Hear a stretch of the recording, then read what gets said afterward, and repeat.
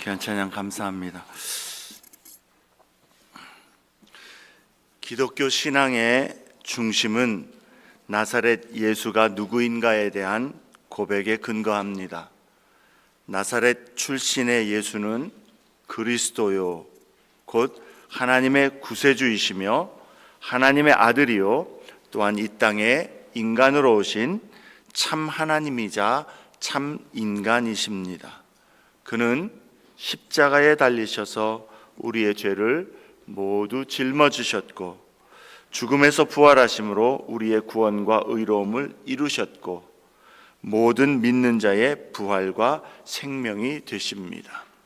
성경의 모든 초점은 바로 이 예수 그리스도를 가리키고 예수 그리스도를 믿고 의지하게 하는 것입니다. 예수께서 이 땅에서 사역하실 때 병든 자와 귀신 들린 자를 고쳐주시고 많은 이적들을 행하시며 또한 하나님 나라의 말씀을 선포하시고 가르치신 것도 죄인들이 예수가 세상의 구주로 오신 것 그리스도이시요 하나님의 아들이심을 알게 하시고 그래서 구원과 영생을 얻도록 하신 것입니다. 복음서의 기자들은 자신들이 그렇게 목격하고 경험한 그대로 예수가 누구인가를 신실하게 증언하고 있는 것입니다. 그들이 예수님과 함께 있었고 예수님이 하시는 일들을 보았고 예수님의 가르침을 들었고 그래서 다 목격해 본 결과 예수는 그가 말씀하시는 대로 그리스도요 하나님의 아들이시다라는 그러한 증언을 주고 있는 것이죠. 마가복음 4장의 말씀을 묵상하면서 우리가 결국 물어야 하는 질문도 이것입니다. 당신은 나사렛 예수가 그리스도요 하나님의 아들이심을 믿습니까? 그리고 그 믿음이 있다면 그 믿음의 고백대로 이 땅에서 살아가고 있습니까? 우리 신앙생활이라고 하는 것은 이 믿음이 근본이 되는 것이지 이것 빠지면 아무리 교회에서 오래 신앙생활을 한다 할지라도 교회에서 많은 봉사를 한다 할지라도 어떤 직분을 가졌다 할지라도 그 사람에게는 그 신앙생활이 의미가 없게 되는 것입니다. 마가복음 4장 1절부터 34절까지 마가는 말씀과 하나님 나라에 관하여 주신 예수님의 네 가지 비유를 연이어서 기록해 주고 있습니다. 1절부터 20절은 우리가 잘 아는 씨 뿌리는 자의 비유와 그에 대한 주님의 해석을 기록해 줍니다. 지난 연말에 이 말씀을 우리가 설교로 나누었었습니다. 오늘 본문 21절부터 25절에서는 두 번째 비유로 사람이 등불을 가져오게 될 때에 그 등불을 가져오는 것은 평상 아래에 아니면 또 등잔대 밑이나 어떤 침대 아래에 두지 않고 등경 위에 두기 위해서다. 등잔을 올려놓는 밝히 보일 수 있는 그 등잔대 위에 올려두기 위해서 등불을 가져오는 것처럼 예수님도 이 땅에 하나님 나라 복음과 진리를 드러내기 오셨다라는 것을 비유로 말씀해 주는 것입니다. 그러면서 예수님은 너희가 무엇을 듣는가 주의를 기울여야 할 것인데 왜냐하면 주의를 기울여서 조심해서 듣지 않으면 있는 자는 더 받을 것이지만 없는 자는 그 있는 것까지도 빼앗기게 될 것이기 때문에 너희가 들을 때에 조심해서 들어라, 삼가해서 들어라 라고 그렇게 경고하시는 것입니다. 세 번째 비유는 26절부터 29절에 있는 말씀으로 농부가 씨를 뿌리는데 비록 농부는 씨를 뿌리고 나서 땅속에서 그 씨앗이 언제 어떻게 되어 싹이 나고 자라게 되는지 알지 못하지만 때가 되면 열매를 맺고 추수한다라는 사실을 알기 때문에 씨를 뿌리는 것처럼 우리도 하나님 나라 말씀의 씨를 뿌리면 열매를 맺게 될 것을 비유로 말씀해 주고 있습니다. 그리고 30절부터 34절에서는 하나님의 나라는 마치 겨자씨와 같아서 비록 지금은 아주 미세하고 어떤 하나님 나라의 그 말씀이 아무런 영향이 없는 것 같이 보여도 그 결국은 크게 자라난 나무처럼 창대하게 될 것을 비유로 가르쳐 주십니다. 예수님의 이 네 비유들의 공통점은 예수님의 말씀과 그 열매로 볼 수가 있습니다. 예수님의 말씀과 그 열매에 관한 내용들이 공통점이라는 것이죠. 주님은 9절과 23절에 들을 귀 있는 자는 들으라 그렇게 말씀합니다. 들을 귀 있는 자는 어떤 사람을 말합니까? 우리가 다 귀가 있습니다만, 들을 귀 있는 자는 무엇을 특별히 이야기하는 겁니까? 예수님의 말씀을 심령을 열어서 듣고 깨달아서 그 말씀에 믿음으로 반응하는 것, 그래서 말씀의 열매를 맺는 자, 그것이 들을 귀 있는 자라는 의미입니다. 말씀을 듣는데 그 말씀을 받아들여서 그 말씀을 믿음으로 순종하고 반응하여서 그 말씀이 열매를 맺게 되는 것, 그러한 모습에 그러한 자세로 들어야 된다. 그게 들을 귀 있는 자다라는 것이죠. 그렇다면 주의 말씀에 우리가 믿음으로 반응하여서 하나님께서 우리가 열매를 맺기 원하는 것은 어떤 열매일까? 예수님이 기대하시는 열매는 무엇일까? 주님의 말씀에 믿음으로 순종하여 맺게 되는 열매는 예수가 그리스도이심을 깨닫고 예수님께 회개와 믿음으로 나와서 구원과 생명을 얻는 것이요, 그래서 이제는 이 그리스도의 통치에 우리와 우리의 삶을 온전히 맡기고 복종함으로 하나님 나라에 속한 백성이 되는 것, 하나님 나라 시민으로 그렇게 주님 의지하며 주님 뜻을 따라 주님 영광 위하여 사는 것, 그것이 우리가 맺게 될 열매이다라는 것이죠. 예수가 그리스도이심을 깨닫는 것, 그게 열매입니다. 그래서 예수님께 나의 죄를 회개하고 믿음으로 나아가 예수님을 의지하는 것, 나의 구원과 생명을 위하여 예수만 의지하는 것, 예수만 외에는 구원자가 없음을 아는 것, 그게 열매입니다. 그래서 이제는 예수를 나의 주라 고백하고 나의 삶을, 나의 모든 것들을 주님의 통치에 맡겨 주님 뜻 따라 순종하며 주님을 섬기며 사는 것, 그게 열매입니다. 그리고 그러한 열매를 주님은 맺기를 원하시는데, 그럼 우리가 어떻게 그러한 열매를 맺을 수 있는가? 어떻게 해야 그런 열매를 맺을 수 있는가? 말씀으로 열매를 맺으려면 가장 필요한 것은 주의 말씀을 듣는 것이죠. 말씀을 들어야 합니다. 주의 말씀을 들어야 합니다. 주님은 오늘 이 짧은 본문에서 듣는 것에 대해서 여러 번 강조해 말씀합니다. 삼가하여 들어야 될 것이고 주의해서 들어야 한다라는 것이죠. 오늘 본문에 21절부터 읽었던 그 세 비유를 통해서 우리는 주님의 말씀, 하나님 나라의 복음을 어떻게 들어야 하는 것인지, 열매를 맺기 위해서 어떠한 모습으로 들어야 할 것인지 다시 잘 새길 수 있기를 바랍니다.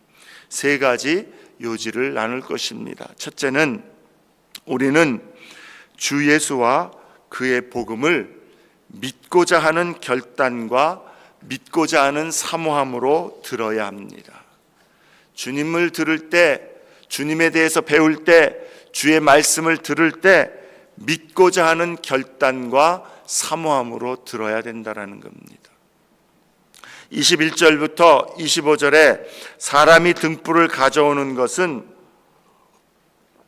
등경 위에다가, 그러니까 등잔대 위에다가 등불을 두어서 어둠을 밝히기 위해서다라는 비유를 말씀합니다.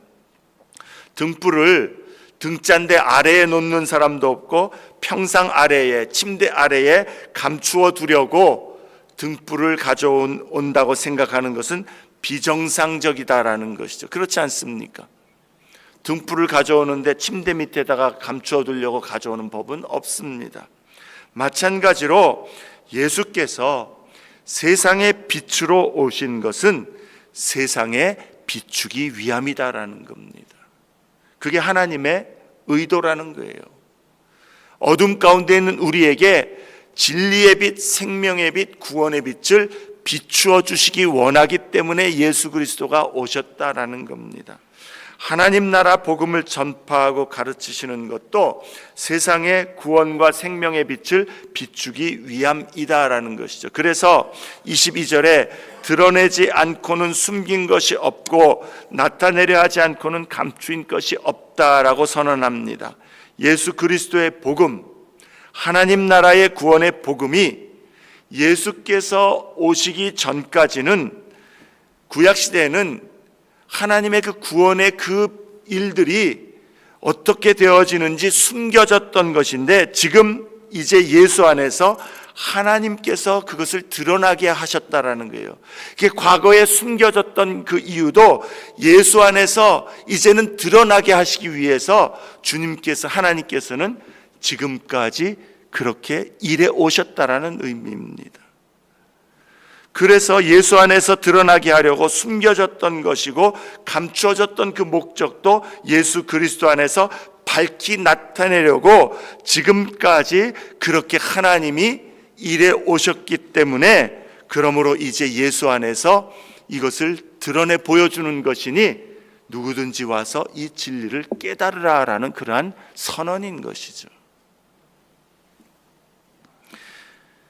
그리스도 예수 안에서 하나님은 주의 복음, 하나님 나라의 구원의 비밀을 모두 드러내어서 밝히 보여주심으로 누구든지 예수를 통하여 믿음으로 그 구원과 영생, 하나님 나라 복을 얻게 하시기를 원하신다. 이게 하나님의 마음이다라는 그런 의미입니다.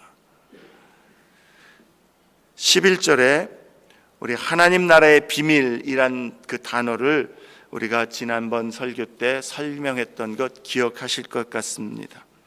여기서 주님이 비밀이라고 말하는 것은 어떤 이상하고 비밀스러운, 그래서 눈에 일부러 띄지 않도록 꽁꽁 감추어 놓는 그런 것을 의미하는 것이 아니다라고 이야기했습니다. 신약 성경에는 하나님 나라의 비밀이라는 표현을 자주 사용하는데, 그때마다 그 의미는 어떤 것이라고 그랬어요? 구약시대 때는 아직 온전히 깨닫지 못하고 다 알지 못했던 하나님께서 아직 그 구원의 경륜을 우리에게 다 펼쳐주시지 않았기 때문에 우리가 깨닫지 못하던 그 일들, 그리스도와 하나님의 나라에 대해서, 구원의 경륜에 대해서 우리가 잘 알지 못했던 그런 신비였는데, 이제 때가 참에 하나님께서 그리스도를 보내셔서 그 그리스도와 그리스도의 인격과 그리스도의 사역 안에서 하나님의 모든 구원의 계획들이 드러나게 하셨다. 온전히 밝히 알려지게 하셨다. 그게 하나님 나라의 비밀이다라는 단어의 의미다라고 했습니다.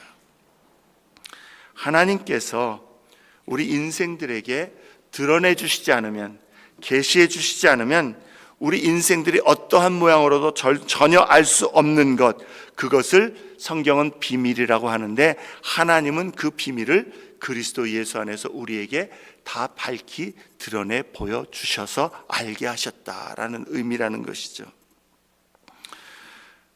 그런데 오늘 본문 22절에서 예수님은 선언합니다.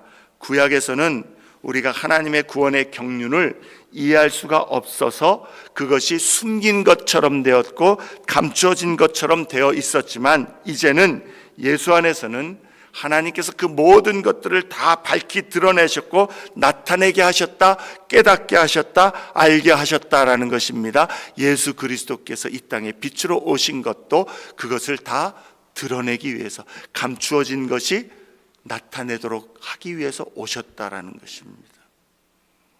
이 말의 의미가 뭡니까?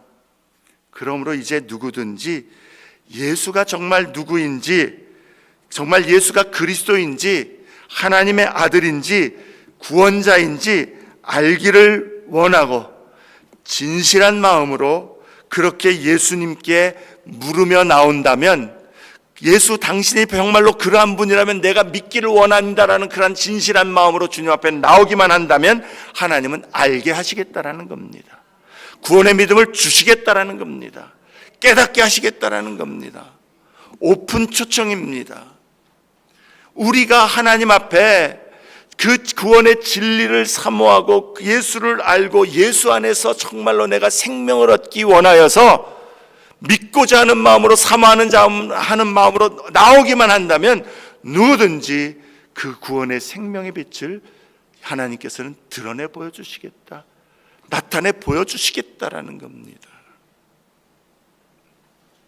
등경 위에 등불을 올려놓기 위해서 예수님이 오셨기 때문인 것입니다. 감추기 위해서 오신 게 아닙니다. 우리에게 구원의 빛, 생명의 빛이 되기 위해서 주님은 오셨습니다. 그러므로 이제 누구든지 예수님을 진지하게 듣고자 하고 배우고자 하고 알고자 하고 믿고자 하는 마음으로 예수님께 오면 예수님은 그 사람에게 예수님을 드러내 보여주실 것입니다. 깨닫게 해주실 것입니다. 알게 해주실 것입니다. 진리의 빛을 보게 하실 것입니다. 그러나 예수님과 그의 말씀을 들어도 주님이 말씀하는 것처럼 주의하여 듣지 않는다면, 삼가하여 듣지 않는다면, 다시 말해서 믿고자 하는 마음으로 듣지 않는다면 깨닫지 못한다라는 것이죠. 교회 생활을 오래 했음에도 불구하고 믿음이 자라지 않는 그러한 사람들이 가끔 있는 경우를 봅니다. 믿음은 교회 생활을 오래 하다 보면 저절로 생기는 것이 아닙니다. 제일 참 허망한 인생은 평생 교회를 다녔어도 예수를 한 번도 만나보지 못한 사람이 제일 허망하고 제일 억울한 인생입니다.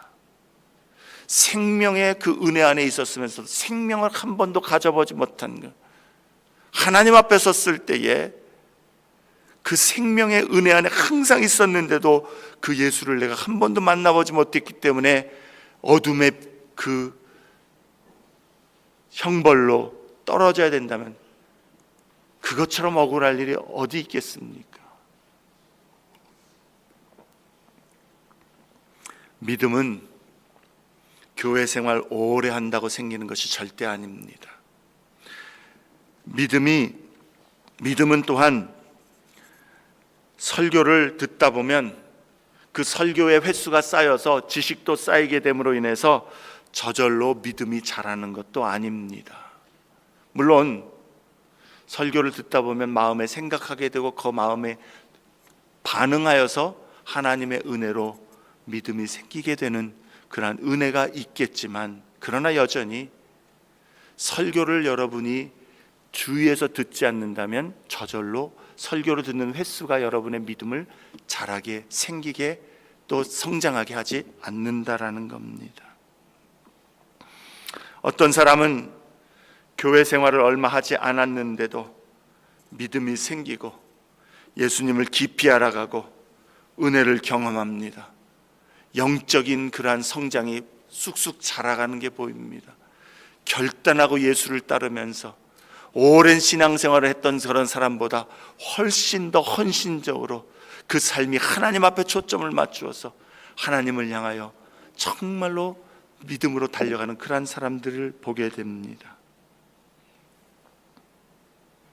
그런데 어떤 사람은 오랜 시간 교회를 다녔어도 도무지 믿겨지지 않는다라고, 믿음이 있는지 없는지 모르겠고 예수의 은혜와 사랑의 감격과 감사도 없습니다. 구원의 기쁨도 알지 못합니다. 사람들 앞에서 기도하는 것도 한 번도 보질 못했습니다. 사람들 앞에서 가요는 부르는 것만 한데 찬송 부르는 거 한 번도 보지 못했어요. 예배 시간에도 입 다물고 찬송을 전혀 부르지도 않습니다. 뭐가 문제일까요?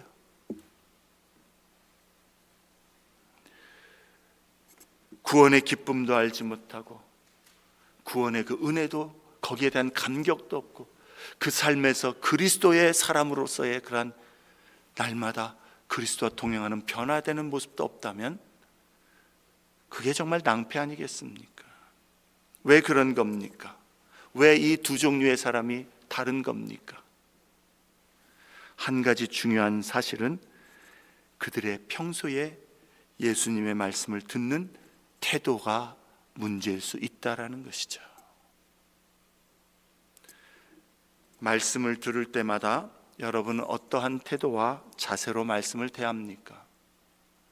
어떤 사람은 마음에 그래 이건 진리야 믿기로 작정을 하고 깨닫기 원하는 마음으로 날마다 말씀을 듣습니다. 이해가 안 되는 것도 많고 참 이성적으로 뭐라고 잘 풀리지 않는 의문도 많이 있겠지만 먼저 말씀 앞에 마음을 열고 진리의 말씀 앞에 겸손히 나 자신을 무릎 꿇어서 하나님 앞에 주님 내게 가르쳐 주시옵소서, 그런 태도로 말씀 앞에 서는 것이죠. 그래서 여전히 예수를 잘 알지 못하고 진리를 잘 알지 못함에도 또 말씀을 들을 때 잘 이해가 안 가지만 그래도 하나님 말씀으로 내가 믿습니다. 나의 믿음 없는 것을 도와주시옵소서. 열린 마음이죠. 믿음을 구하는 마음이죠. 이것을 깨달을 지혜를 구하는 마음이죠. 그럴 때 주님 말씀하신 대로 등경 위에 등불을 두기 위해서 가져오셨기 때문에 열어주신다라는 겁니다. 열린 마음에, 사모하는 마음에, 깨닫기 원하는 마음에, 진실한 마음에 주님은 반드시 보여주십니다. 깨닫게 해주십니다. 믿음 주십니다. 그래서 때로는 말씀이 와닿지 않아도 성령님 나를 도와주시옵소서, 나의 눈을 열어주시옵소서, 주의 진리를 보게 하여 주옵소서, 주의 아름다움을 보게 하여 주옵소서, 구원의 기쁨을 깨닫게 하여 주옵소서. 그렇게 마음을 열고 말씀을 받아들이고자 합니다. 그렇게 마음을 열고 겸손히 말씀에 반응하는 사람에게 하나님은 반드시 주님의 빛을 알게 하십니다. 등경 위에 등불을 두시기 위해 등불을 가져오셨기 때문입니다. 그런데 어떤 사람은 마음을 딱 닫고서 죄송합니다, 목사님 오늘 나를 한번 설득해 보시죠. 어쩜 그런 자세인지. 그런 식으로 말씀을 대한다면 주님의 말씀은 들리지 않을 것입니다. 오늘 내게 뭔가 흥미를 끄는 말이 나오면 좀 주의를 기울이는데 귀찮아, 재미없어, 지루해, 무슨 말이야, 똑같은 말이야 닫아버리면 들리지 않는 것이죠. 난 도무지 안 믿겨져. 논리적으로 나의 이해와 판단을 완전히 굴복시키지 않는다면 나는 절대로 그렇게 호락호락하게 인정할 마음이 없어. 그러한 마음, 닫힌 마음은 하나님도 그 마음을 두드리시는데 내가 닫으면 열 수가 없는 것이죠. 또는 이해는 가지만 여전히 내 마음에 와 닿지는 않아. 그래서 나는 예수가 그냥 하나님의 아들이라는 거 인정은 하겠지만 믿지는 못하겠어. 십자가 사건이 사실일 것 같긴 하지만 믿지는 못하겠어. 구원의 복음이 좋기는 하지만 나는 그걸 믿지를 못하겠어. 그렇게 닫아버린 마음, 자기 입으로 먼저 믿지 못해, 이해할 수 없어, 알 수 없어, 깨달을 수 없어, 아니야, 계속 자기 마음을 여는 게 아니라 계속 겹겹이 닫는 마음으로 말씀을 들을 때마다, 듣는 시간마다 열리는 게 아니라 듣는 시간마다 내 마음은 굳어지고 완악해지고 딱딱해지고 더 닫혀질 뿐인 것이죠. 열어야 됩니다. 의지적으로 열어야 됩니다. 사모함으로 열어야 됩니다. 요지는 무엇입니까? 주 예수와 그의 복음을 믿고자 하는 결단과 사모함으로 듣기를 늘 힘써야 한다는 겁니다.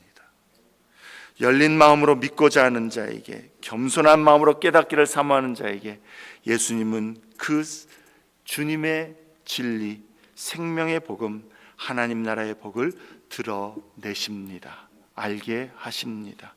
예수의 은혜와 권능, 복음의 능력과 기쁨, 하나님 나라 권세와 만족을 경험하게 하십니다. 성령의 충만하신 은혜와 은사들을 누리게 하십니다.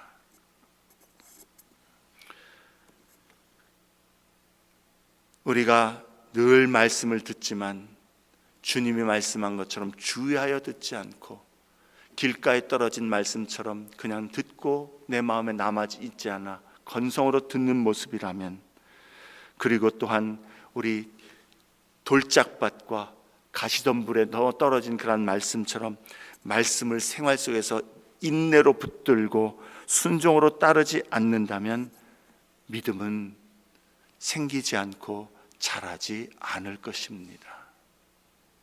24절에 너희가 무엇을 듣는가 스스로 삼가라.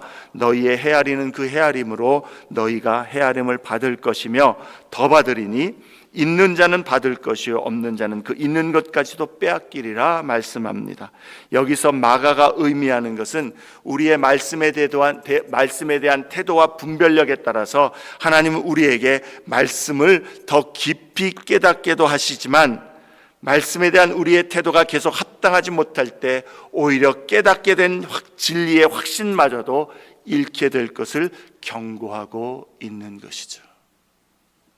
우리가 열린 마음으로 믿는 마음으로 말씀을 대하고 열매를 맺을 때 성령께서 우리에게 더욱 진리를 깨닫게 하시고 주 안에서 그 사랑의 크기와 깊이를 더욱 깨달아 자라가게 하시는 것입니다. 그러나 주의 말씀을 닫힌 마음으로 계속 그렇게 듣는 모습이라면 우리가 영적으로 은혜와 축복을 가졌다고 여기는 그것마저도 세상과 마귀에게 빼앗기게 될 것입니다.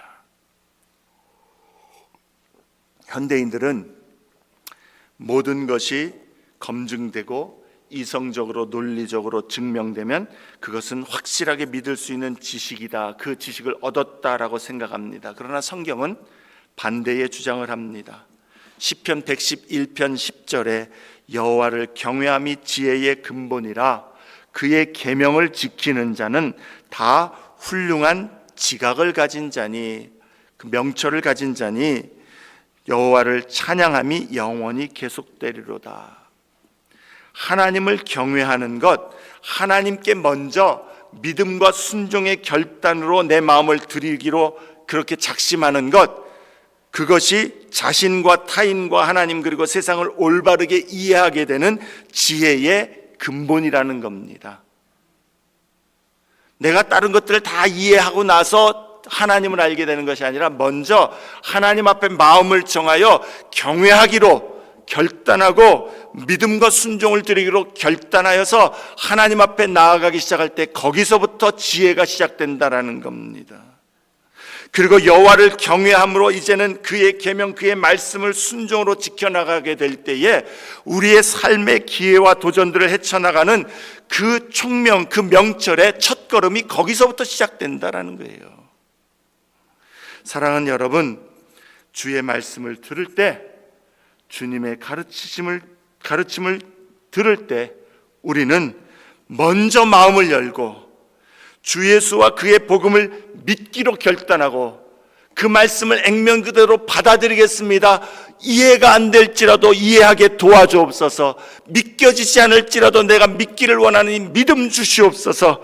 내가 이것을 와닿지 않을지라도 하나님 말씀으로 붙들겠사오니 하나님 내게 비추어 주시옵소서. 그러한 결단과 사모함으로 들어야 합니다.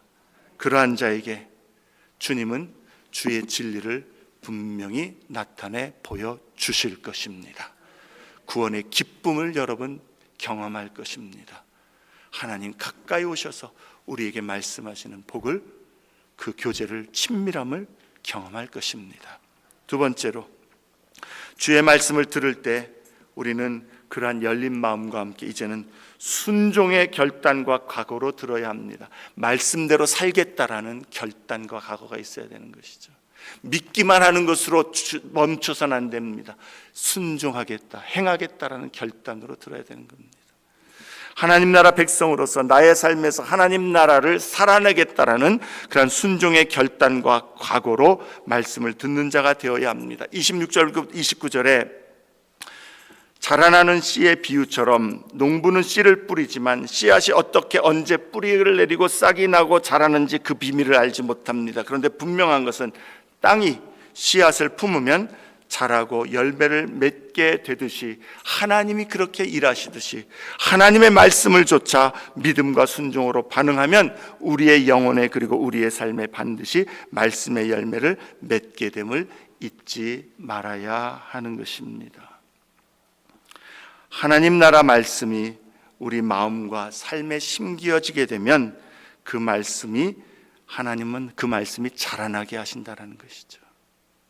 말씀이 우리의 마음과 삶에 심기어지면 하나님은 그것을 자라나게 하십니다. 우리의 말씀이 우리의 마음과 삶에 심겨진다는 것이 무엇입니까? 듣는 것뿐만 아니라, 열린 마음으로 듣는 것뿐만 아니라 행하는 것, 순종하는 것, 그게 심겨지는 겁니다. 그러므로 우리는 말씀 앞에서 하나님의 말씀을 열린 마음으로, 믿고자 하는 마음으로, 그리고 순종하고자 하는 마음으로 들어야 하는 것이죠. 많은 경우에 우리는 하나님 말씀에 순종하여 사는 것이 유익할까 묻게 됩니다. 말씀대로 살아도 당장 어떤 유익이 보이지 않는데, 오늘 새벽에도 잠깐 말씀을 나눴지만 가데스 바네아에서 이스라엘 백성이 하나님이 들어가라 그러는데 불순종하고 들어가지 않았던 이유가 뭡니까? 하나님의 말씀에 순종하려고 하다 보니까 두려워요. 내 삶에 뭔가가 지금 굉장히 큰 위협을 받을 것 같아요. 무너질 것 같아요. 그래서 그건 순종 못하겠습니다. 근데 그 결과가 뭡니까? 하나님 주신 복을 얻지 못하는 것이죠. 광야에 허송세월하는 것이죠. 하나님의 말씀은 들을 뿐만 아니라 순종할 때에 하나님은 열매를 맺게 하신다라는 겁니다. 지금 별로 말씀대로 살아가는 것이 별 차이를 보이지 않는 것 같아도 우리는 순종하기를 힘써야 합니다. 왜냐하면 말씀은 살아있기 때문에, 우리를 소성케 하고 생명력이 있기 때문에 말씀을 듣고 믿고 지켜 행하는 자에게 하나님의 선하신 약속의 축복의 그 열매들이 맺게 하시기 때문입니다. 사랑하는 여러분, 오늘날 사실은 우리 믿는 자들에게 바로 이 순종의 부분이 너무 약하지 않습니까? 순종이라고 얘기하는 거, 여러분, 도덕적인 생활의 순종, 이 세상에서 사람들이 생각할 때 착한 사람, 선한 사람, 법 지키는 사람, 그런 순종 말고, 근데 오늘날 많은 그리스도인들이 그 수준에 머물러서 그리스도인의 순종을 행한다라고 착각합니다. 여기서 말하는 순종은 하나님 나라를 살아내는 순종이에요. 세상의 가치관과 부딪힐 때에, 세상이 말하는 것과 부딪히게 될 때에, 이것이 두려워도 위협이 돼도 내게 손해가 돼도 이 말씀에 의지하여 나가는 그 순종을 의미합니다. 그게 하나님 나라를 살아내는 순종입니다. 근데 여러분 한번 보세요. 정직하게 우리 자신 한번 봅시다. 우리 도둑질하지 않고 살인하지 않고 거짓말하지 않는 그런 도덕적인 법들은 지키기 때문에 하나님 나라 말씀 지키고 산다라고 자부하는데, 여러분 정말로 진짜로 하나님께서 여러분 마음의 삶에 거리끼는 부분, 하나님 말씀 앞에서 이대로 이렇게 사는 것이 하나님 뜻대로 사는 거야, 이게 순종하는 거야, 이게 믿음이야, 이게 헌신이야, 이게 주님을 따르는 제자의 모습이야 라는 그런 부분에 실제로 하나님 나라 제자로서, 백성으로서 순종하기를 애쓰고 있느냐라는 거예요. 구체적인 예를 제가 들지는 않겠습니다만 여러분 한번 생각해 보세요. 여러 가지 유익 때문에, 내 감정 때문에, 내게 손해가 끼쳐질 것 때문에, 두려움 때문에, 위협 때문에, 장래에 대한 불안 때문에 지금 하나님이 원하신 게 무엇인지 알아도 뒤로 하고, 그래도 괜찮지, 내가 예수를 믿는데 뭐. 하나님 나라 백성은 하나님 나라를 살아내기를 힘써야 합니다. 그 하나님 나라를 살아내는 순종은 그냥 일반 도덕률이 아닙니다.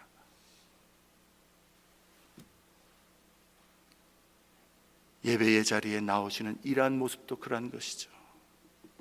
하나님 앞에 우리의 삶의 시간들을 드리고 재능을 드리고 물질을 들여서 구별하여서 하나님 나라 영광 위하여 드리는 것, 그것도 하나님 나라를 살아내는 것이죠. 여러분, 하나님 나라를 현실로 살아가는 그리스도인이 되어야 되는데, 하나님 나라가 어떤 것인지 알지만 우리의 현실은 그거와 달라. 그렇기 때문에 그건 이론이고 내 실제 생활에서는 세상적인 세상이 일반적으로 인정해주는, 잘못이라고 얘기하지 않지만 세상이 인정해주지만 그런 하나님 나라 법하고는 배치가 되는 그러한 것들을 여전히 붙들고 거기에 있으면서도 우리가 하나님 앞에 순종하고 있다라고 생각하는 우리 말씀 잘못 듣고 있는 겁니다. 잘못 듣고 있는 겁니다.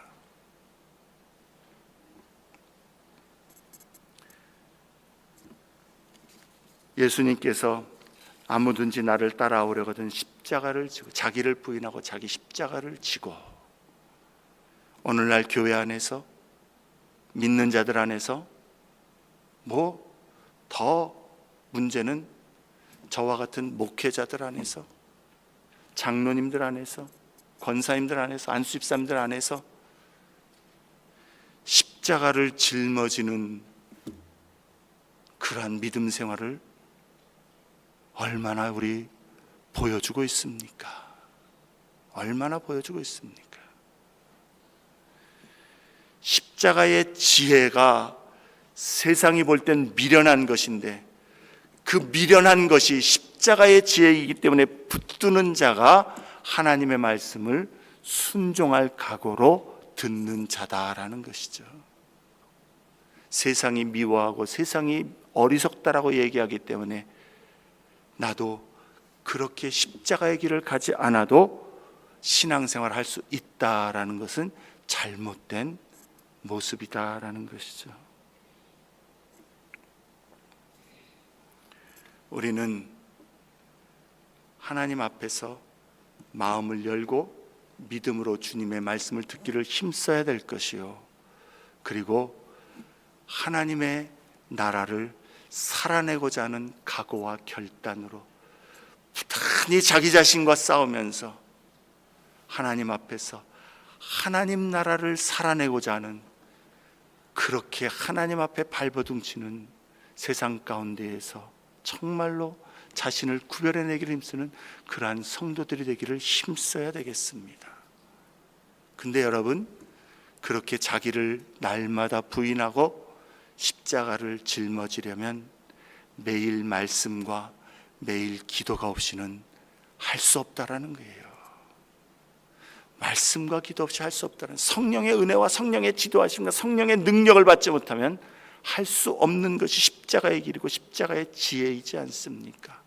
사랑하는 여러분, 올해에 하나님 중심, 말씀 중심, 교회 중심의 표를 가지고 우리가 한 해를 열어가는데, 말씀 앞에서 이러한 순종의 각오를 가지고서 십자가의 군병으로 그리스도의 제자로 나를 다시 돌아보면서 하나님 앞에서 그러한 순종의 각오로 말씀을 들으며 나아가는 그러한 우리의 믿음의 모습이 되기를 바랍니다. 마지막으로 주님의 말씀을 우리는 듣고 순종할 때에 꾸준히 낙심하지 말고서 주님 앞에 계속해서 그렇게 반응하기를 힘써야 한다는 겁니다. 30절부터 34절에 겨자씨에 관한 말씀을, 비유를 주십니다. 겨자씨는 가장 작은, 팔레스틴 지역에서 가장 작은 씨앗 중에 하나입니다. 우리가 하나님의 말씀에 순종하고 하나님 나라를 살아내고자 할 때에 우리에게 드러나 보이는 것, 우리에게 보이는 유익은 아주 미세하고 작아 보일 수 있습니다. 변화가 없어 보일 수도 있고 아무것도 일어나지 않는 것처럼 보일 수 있습니다. 그러나 성경은 우리에게, 주님은 비유를 통해서 분명히 말씀하죠. 겨자씨가 작을지라도 그게 나중에 땅에 심기게 될 때에 땅 위의 모든 씨보다 더 작은 것이지만 모든 풀보다 커지고 큰 가지를 내서 공중의 새들이 그 그늘에 깃들일 만큼 성장하고 풍성해진다라는 것이죠. 우리가 하나님의 말씀을 듣고 순종하여 나아가게 될 때에 하나님은 반드시 열매를 맺게 하실 뿐만 아니라 그 하나님 나라의 은혜와 능력과 복과 그 권능, 빛을 드러내 보이실 것입니다. 그때에 우리는 주님 안에서 잘했다 칭찬과 또한 상급을 누릴 것이며 주님의 그 영광 안에서 말할 수 없는 기쁨으로 우리가 그렇게 주를 위하여 말씀에 순종한 일에 대해서 우리도 기뻐하며 주님을 찬양하게 될 것입니다. 사랑하는 여러분, 이 한 해 지나면서 말씀을 듣는 우리의 태도를 다시 한번 우리 점검하여서 믿음으로 들으십시다. 순종으로 들으십시다. 그리고 하나님 나라의 그 영광을 바라보면서 낙심하지 말고 끝까지 주님의 일하실 영광을 바라보면서 날마다 전진해 나가는 저와 여러분 되시기를 주의 이름으로 축원합니다.